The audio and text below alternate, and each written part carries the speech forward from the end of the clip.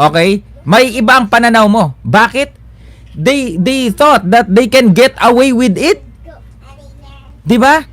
May mga ginagawang ganon sa kapwa nila, lalo sa mga walang laban. Pagkatapos ang thinking nila, hindi naman ako maaasunto nito kasi champion ako. Pausalud, makinig ka. Uulit-ulitin ko sa'yo, ha? 'Di ba? Uulit-ulitin ko sa'yo. Sumbagilaw sa'yo. Don't give them any reason for them to feel entitled na lahat kaya nilang gawin, because at the end of the day, kami naman ang pipiliin dahil boxing naman ito. 'Di ba?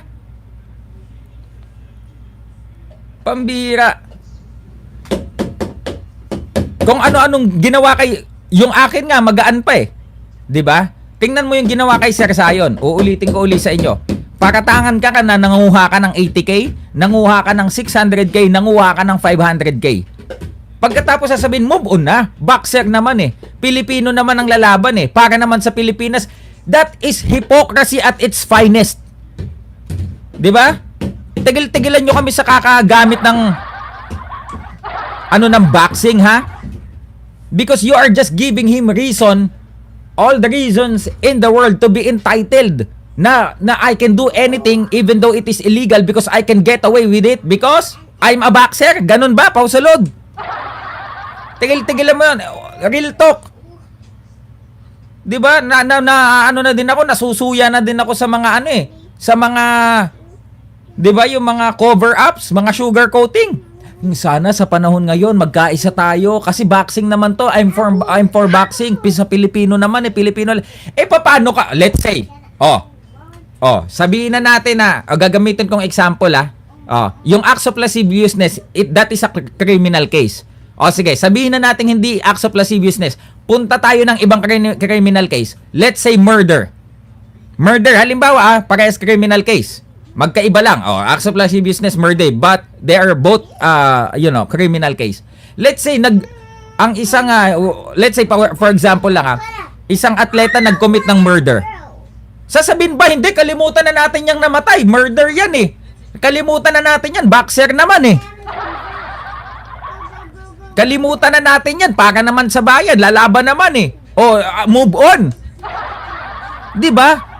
Ako, napipiko na ako because you don't know the real story behind it. Kami yung nilapitan ng babae, nagsumbong kung anong ginawa sa kanya nung gabing iyon. 'Di ba? Pambira na yun. Ikinukwento niya, dinitali niya. Pasalamat ka, Jason, yung hotel na pinagdalahan mo, sarado na, wala nang CCTV. Kaya walang probable cause to file a case against you. Yung kay Kangkong meron. 'Di ba? Maswerte ka lang, boy visa. May nadodouble ko yung didistract ako. 'Di ba? Let us stop this hypocrisy. And if you don't know what happened to us, o kung hindi ka makarelate, don't judge kung hindi mo man maintindihan talaga. Imagine kami yung mga tao sa likod ng pagtulong sa babae na binili nila. O ngayon, sila Boss Baby Boy in-expose mismo na binayaran nila yung babae. Yung mysterious girl in-expose mismo na pinerahan sila, binigyan din ng pera yung babae to buy her. Sinamantala nila dahil hirap na hirap sa buhay yung babae. Naghahanap that time ng trabaho sa Jollibee, dyan sa may BGC. Kami pa ang pinaratangan nyo na binayaran namin. Ngayon po, na in-expose nila Boss Baby Boy, even itong si Mysterious Girl, na binayaran po nila yung babae para bumaliktad.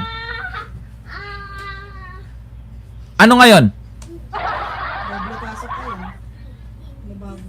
Yes.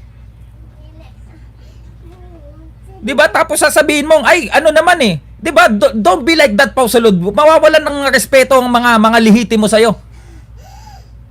Diba? Yung mga lihiti mo nga sa boxing, nakikita mo bang naririnig na ganyan?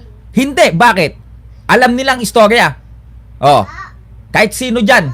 Kahit sila Coach Nonoy, sila Sir Jerry Peñalosa, sila Coach Nonito Donaire Sr.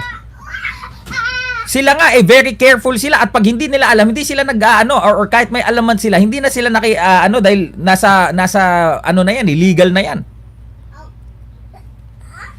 'Di ba? At ito pa. Sino ba, again, wag na kayo magbanggit ng mga hindi naman legit dito, mga idol, sorry ah. Yung ano, yung tagatali ng balsa sa Pransya, mga idol, please lang, come on. Nagpipiling lang po 'yan. Nagpipiling ano lang 'yan, nagpipiling tag dito, bilong. Hindi po siya bilong, mga idol, hindi po siya lihitimo. Wag po kayong madala. Ako po, hindi ko sila tinuturing na mga even kalaban or competitor. Mga idol.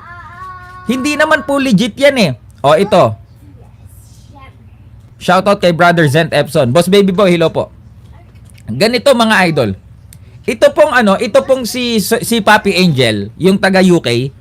Mga idol, nung nagkausap po kami, ito, sa lahat ng mga Kangkong Nation na nag-aakalang close kayo or feeling legit kayo, makinig kayo. Sabi mismo sa akin ni Sir Angel nung panahong una kaming magkausap, si Kangkong mismo ang nagsabi, wala kayong kwenta lahat. Nung kakausapin niya na dapat si Sir Sean. Hindi, kausapin muna natin si SB. Baka pag dinirekta mo si Sir Sean, mapahiya tayo. Tingnan muna natin, sukatin natin kung ano masasabi ni SB. Ready ka na ba talaga na babalik kay Sir Sean Gibbons? Oo, kuya, sige na. Oo. Paano yung mga nakapaligid sa inyo nga? Wala namang kwenta yung mga yan eh. Totoo, 'di ba? Sir Sayon, 'di ba? O, alam ni Sir Sayon 'yan. Si Kangkong mismo ang nagsabi niyan, wala namang kwenta yung mga yan, kuya eh.